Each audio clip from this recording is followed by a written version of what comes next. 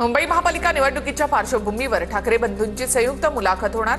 संजय राऊत आणि महेश मांजरेकर मुलाखत घेणार।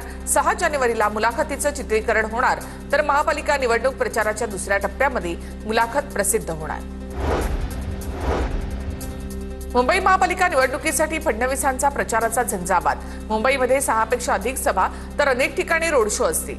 जनतेशी संवाद साधण्यासाठी टॉक शो आणि मान्यवरांच्या भेटी घेणार। उद्यापासून मुंबईमध्ये फडणवीसांच्या सभांना सुरुवात होईल।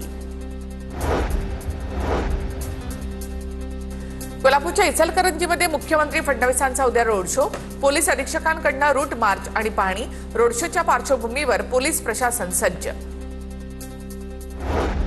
2 युवराजांनी केलेलं प्रेझेंटेशन अर्धवट होमवर्कवर। मुलांचा होमवर्क करून घेण्याची काळजी त्यांच्या पालकांनी घ्यावी। शिंदेच्या शिवसेनेच्या राहुल शेवाळे यांची टीका।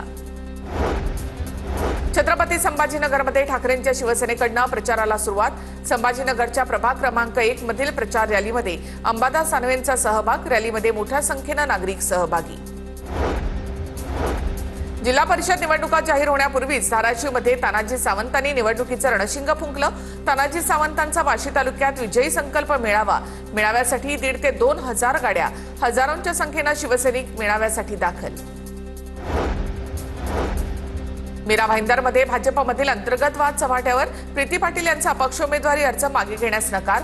भाजप आता काही लोकांसाठी प्रायव्हेट कंपनी झाली आहे। प्रीती पाटील यांची नाव न घेता नरेंद्र मेहता यांच्यावर टीका। कोल्हापुरातील इचलकरंजी महानगरपालिका निवडणुकीत 137 उमेदवारांची माघार। दरम्यान 65 जागांसाठी 286 जण रिंगणात। पुण्यामध्ये भाजपच्या उमेदवार मंजुषा नागपुरे बिनविरोध विजयी। डिपॉझिट जप्त होईल म्हणून विरोधकांनी अर्ज मागे घेतले। बिनविरोध विजयी झाल्याचा आनंद। विजयानंतर मंजुषा नागपुरेंची प्रतिक्रिया। धाराशिवमध्ये जिल्हा नियोजन समितीची बैठक वाऱ्यावर।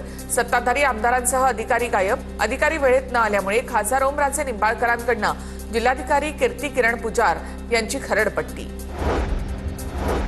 मराठा आंदोलक मनोज जरांगे आणि मंत्री उदय सामंतांमध्ये फोनवरून चर्चा। पुण्यामधील एमपीएससीच्या विद्यार्थ्यांच्या आंदोलन प्रकरणी चर्चा। विद्यार्थ्यांना वाऱ्यावर सोडणार नाही मंत्री उदय सामंतांचं मनोज जरांगे यांना आश्वासन।